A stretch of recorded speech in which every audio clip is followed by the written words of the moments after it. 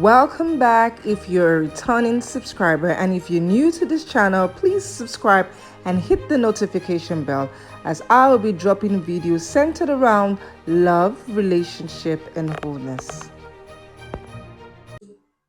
Hello, everyone. My name is Elizabeth Amori, and welcome back to my channel. Today I'll be talking to you about how to attract the right person.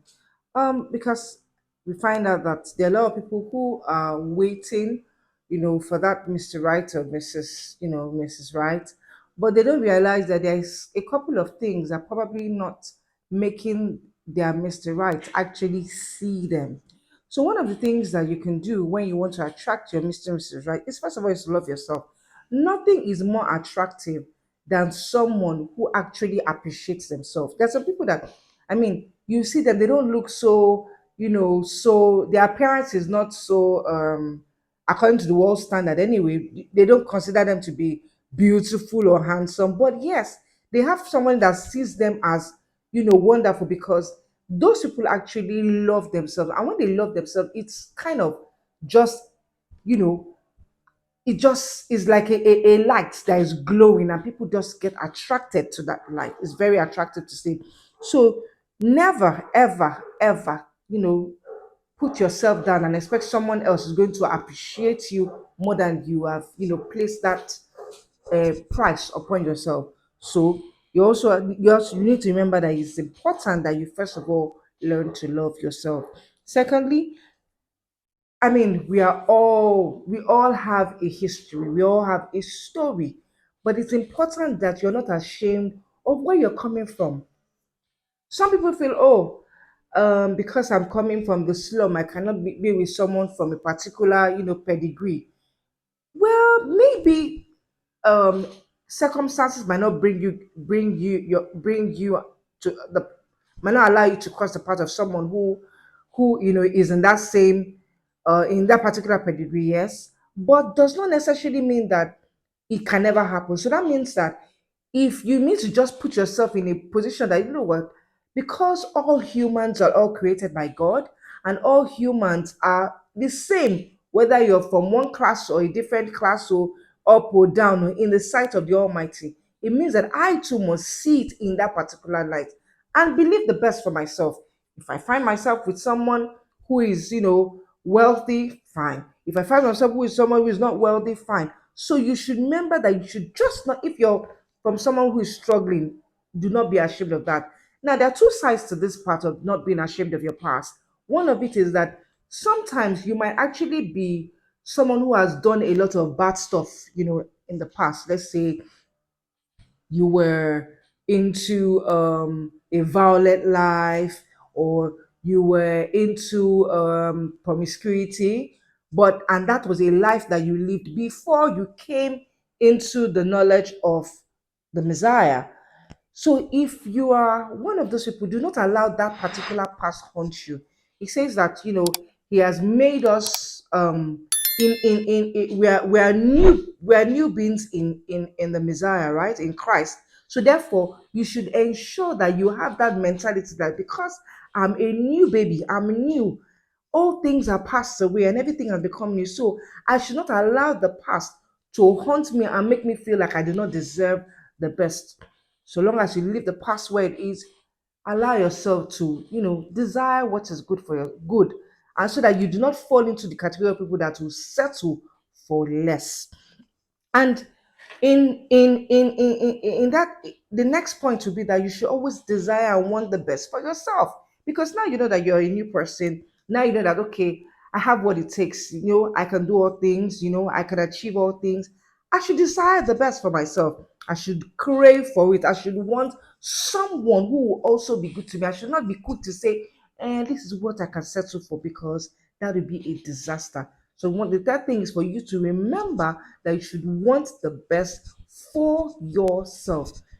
So long as you see yourself through the lens of your creator, and you know that he wants the best for you. He says that his thoughts towards us are not of evil but of good, to bring us to an expected end. So have that in the back of your mind, especially if you're a Bible believer, that The Almighty wants the very best for you, so decide for yourself. Also, you need to remember to continue to do that which is right.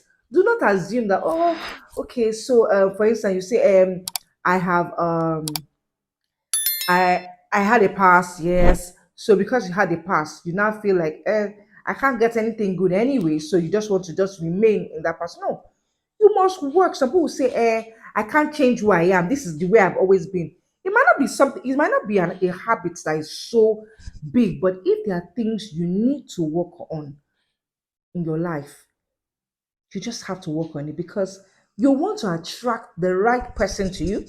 You want to, if it's like, for instance, if you're someone who is always very needy, you need to work on that. You need to work on being, you need to work on not being needy on people, needy. You need to work on realizing that, you know what, you are good enough, you are sufficient enough. That's a part of working on yourself. You need to realize that you really don't need someone else to make you whole. You know what I'm saying? So you can live your life knowing that, you know what, if there's something that I have to fix in my life, I need to fix it before I enter into this thing called marriage. And guess what? When you fix yourself up, you realize that you'll be attracting the right kind of people because they're going to be seeing a a revamped, you know, a revamped you, someone who is, good, somebody who is kind, somebody who is confident, somebody who is, who has values, someone who has a good relationship with the Almighty. There are so many things that if you have that if I are the things that you need to work on, you start working on them right now. Also, while you wait for your Mr. or Mrs. Right, you should get your things on things that give you fulfillment. Don't be like the one that, like I said earlier, where you're so needy and you feel like if you do not have this man or this woman, you cannot be whole. So everything in your life is on a standstill because you do not have a particular person in your life. You should remember that, you know what, this is the time that the Almighty has given to me. And because I am going to be accountable for it in future, I should learn to make the best of it. I should do what I need to do right now. And it could be things that maybe you want to go into a business. It could be that you want to do maybe more of schooling. It could be that you want to have more outreach. Let's say you're a fresh believer and you want to study the Bible more, to preach the gospel more, or something because you know that, look, winning souls is very important in this thing called earth.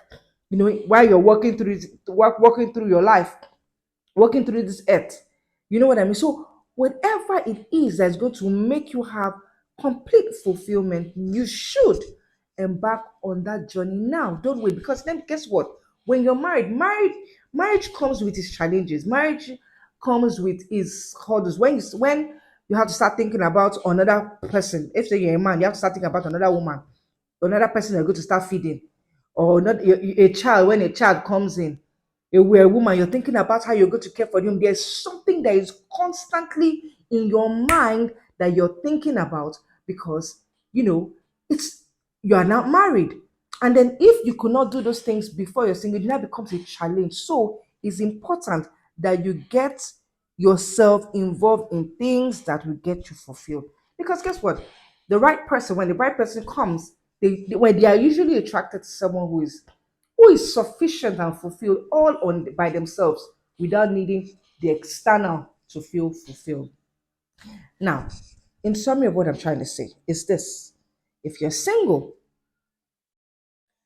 and you are want to attract the right person, you should remember that how you are, the conditioning of how you are, will determine what you are going to attract, whether it's going to be good for you or it's going to be bad for you. So remember to love yourself, not to be ashamed of your past, to want the best for yourself, to continue to do that which is right. Don't give up too quickly, and to get yourself involved in things that will give you fulfillment. And by the time the right person comes, also remember this, that it's important to be sure that whoever has come your way is also going to be willing to give themselves genuinely to you. and not that they want to just come and take out something out of your life. That would be a topic for another day. I hope this really blesses you. Till I come your way next time, please do have a good and wonderful time. Bye. Please purchase a copy of my ebook, Squeezing the Sweetness Out of Your Marriage. It is a very practical book loaded with things to guide you on how to examine your marriage, case studies for you to understand things that are being taught, stories to also strengthen your knowledge as well. It has loads of Bible verses for people that are Bible believers, and it is for people that are seeking to improve their marriage, resolve conflict, and for pre-marriage counseling. This book is above 150 pages. It's not like your regular ebook. If you want a copy, follow the link and purchase yours now. You can also follow me on my social media handles. Thank you so much for watching to the very end. Please take out the time to like, share, and subscribe to the channel. Till I come your way next time. Bye.